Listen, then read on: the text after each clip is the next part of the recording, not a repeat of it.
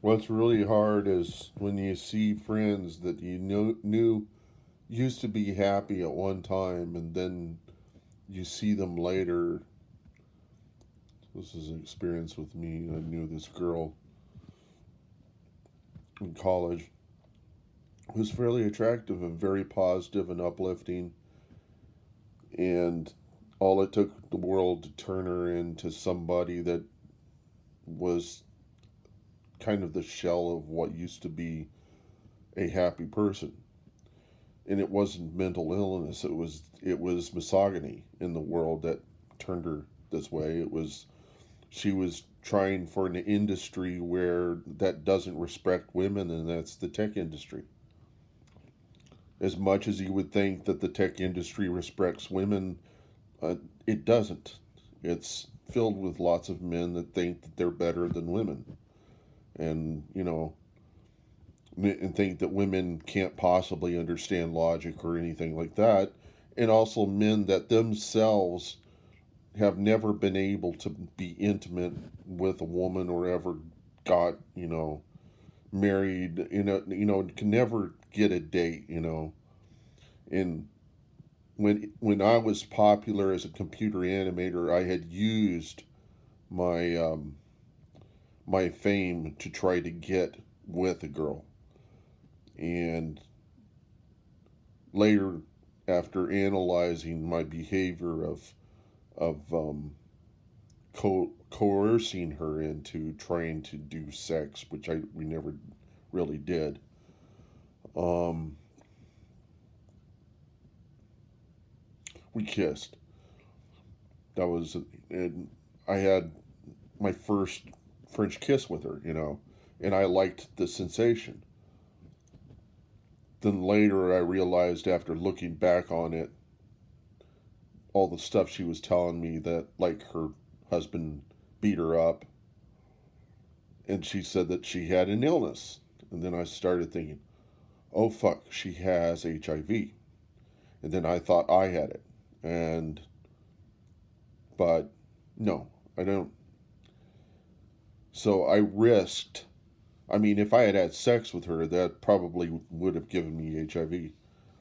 But that's the kind of risk you take whenever you you take you do stupid stuff in life, and then you look back on it and you realize you were you felt like you were living the high life whenever you were really on a very thin ledge, and any misstep you would have fallen to your death. You know that I've had that experience several times,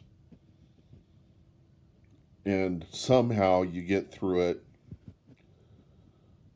I mean, you look back on it and you realize that something got you away from that. I've told people this, that whenever I was in New York, I had a hard time finding work there. Um, and I was just out of college, so it shouldn't have been hard for me to find any kind of web work there.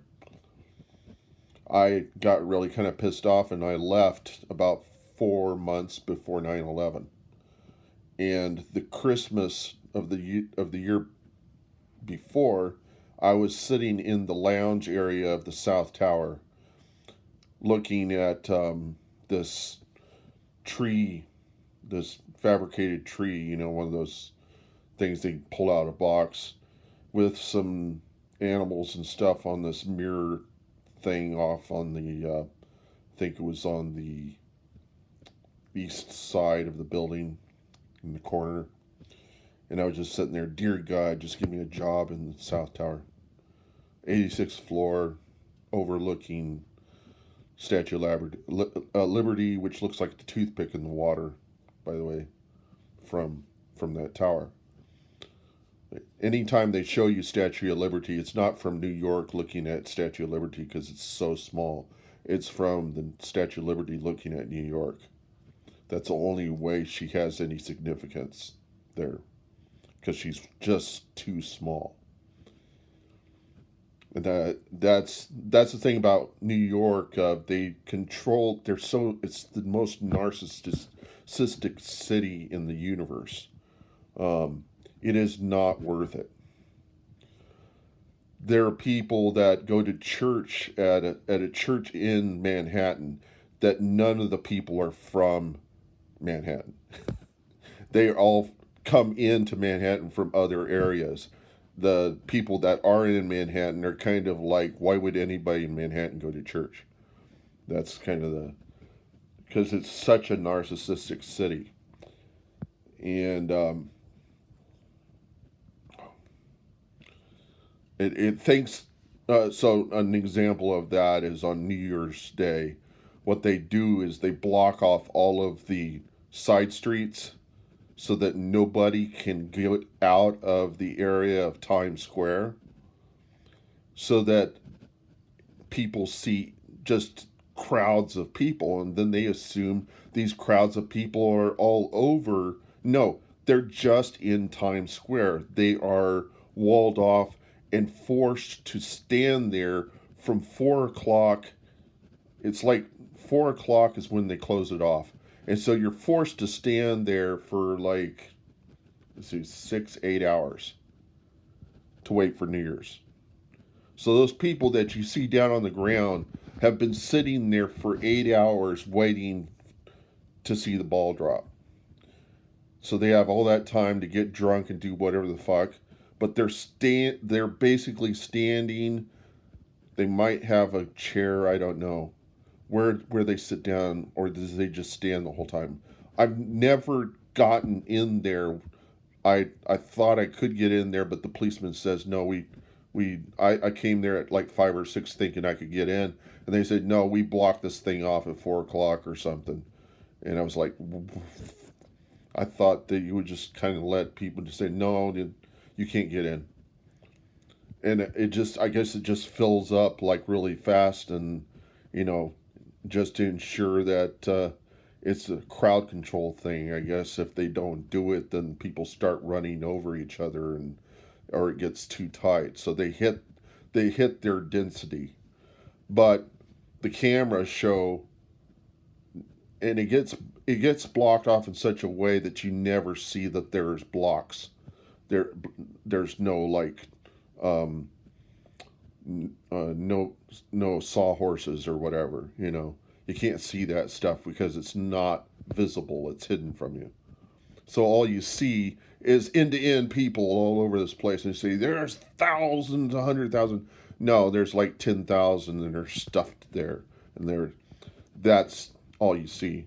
It's a big vanity fuckage. It's a fucked up vanity show that just tries to make people think New York's great. You go to I went to the video stores, and they would have like big old rows of videos on New York. You go to the Gristedes grocery store, they play Frank Sinatra and what was the NSYNC,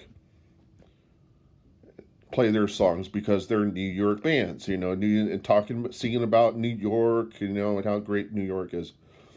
So New Yorkers prefer to be, if they're in Manhattan, they believe they're the kings of the earth, and nothing else matters.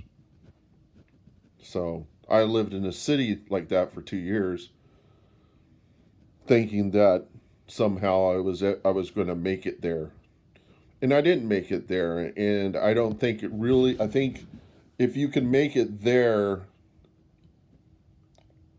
you can probably make it anywhere, because you are able to deal with being around narcissists, or being around people who, I mean, they're good people there, but it's just, why the fuck would you want to live in that city? It's beyond me. I mean, I felt there were good people there. It's just the cost of living there is insane, and but maybe other people know better than I, but I live in a state right now, the state of Texas, and people are moving down here because they're finding it's cheaper to live here than living in California.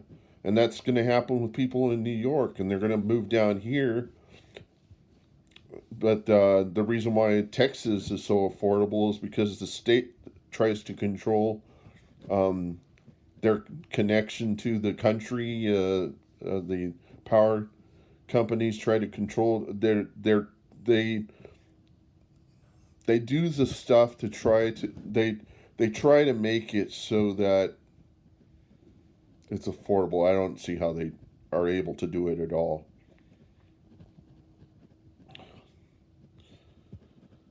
And I guess I don't know everything, but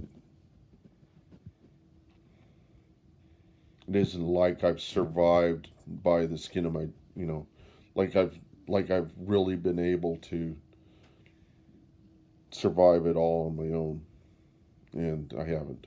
I'm not like anybody else. I've always felt my entire life I've been like an electric rabbit on one of those racetracks with the greyhounds chasing the electric rabbit, and I was the electric rabbit.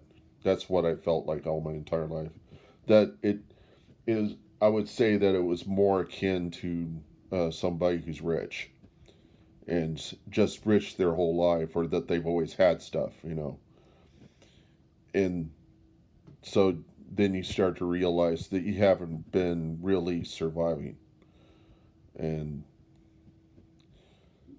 but is it the case that I could ever have done that? I don't know. Um, and when I describe myself in these videos and I talk and I have all this information, I'm not somebody who's tested it. I don't really know. It's just theories and ideas, and it's like epiphanies and stuff, and I put it out there, and if anybody draws any kind of value from it, I'd be amazed. But it's because I don't consider myself to even be a survivor.